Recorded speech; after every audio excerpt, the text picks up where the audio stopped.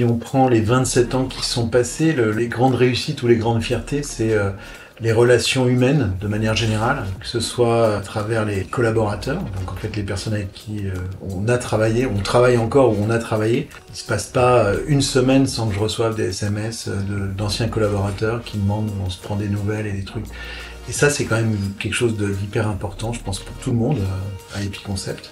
Et aussi cette relation, alors qui est sur un autre plan, mais avec les clients, en fait, appelons ça des clients, qui durent dans le temps. Donc en fait, la grande fierté, c'est d'avoir des projets qui sont là, parfois depuis 27 ans, d'autres un peu moins, mais qui durent sur des dizaines, voire des vingtaines d'années, avec cette collaboration, ce franc-parler.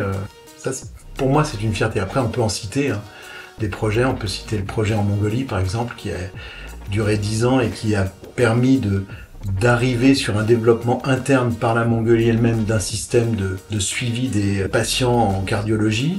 Il y a un autre projet que l'on suit depuis 27 ans qui est l'Institut Pasteur sur l'informatisation des centres de référence, des laboratoires des centres de référence. Et là c'est pareil, une relation très particulière avec toutes les personnes de ces centres de référence.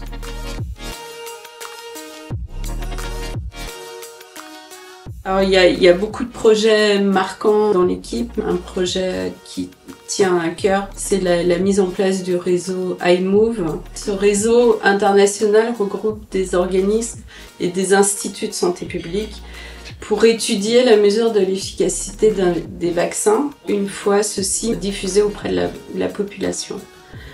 La réussite du réseau, c'est non seulement avoir su fédérer des scientifiques de haute qualité pour collaborer sur des études totalement indépendantes, mais encore avoir su instaurer confiance, bienveillance et aussi amitié entre ses membres. Cette cohésion et cette agilité du réseau iMove a été d'une grande utilité pendant la pandémie Covid.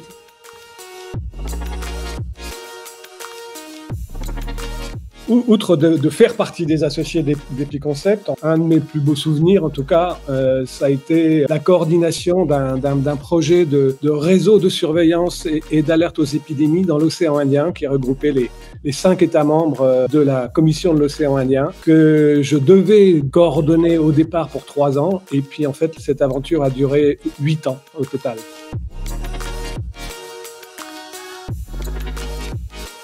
Moi, j'en citerai 2. Je citerai la crise Covid, le premier confinement. On a toutes les équipes qui sont en mode commando pour travailler pour toutes les institutions en charge de la santé des populations. Et on a mené une vingtaine de projets en parallèle, que ce soit l'épidémio sur les premières mesures d'efficacité des vaccins, dans les autres équipes, que ce soit pour le référencement des cas ou ce genre de choses, et de voir que on pouvait pas passer à côté et qu'on était au cœur de cette matrice à ce moment-là. Ça, c'est une grande fierté.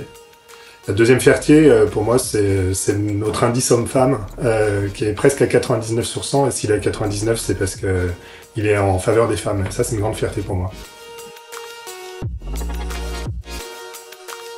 Quand on travaillait donc avec les DAS à l'époque, et quand on 100. faisait du logiciel, il n'y avait pas Internet. Donc globalement, l'idée c'était d'envoyer une mise à jour de logiciel. Et oui, on n'avait pas de service pour reproduire les disquettes. Donc on avait tout un ensemble d'ordinateurs. Et puis le soir, on passait disquette après disquette. On faisait les 100 disquettes.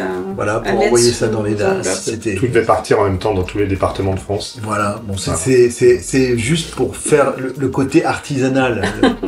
Mais le principe fondateur, il était là. C'était le domaine de la santé publique, plus spécifiquement au début sur l'épidémiologie, c'était apporter des services dans le développement informatique, de systèmes d'information sur mesure ou de systèmes d'information plus dédiés à une pathologie, une problématique donnée.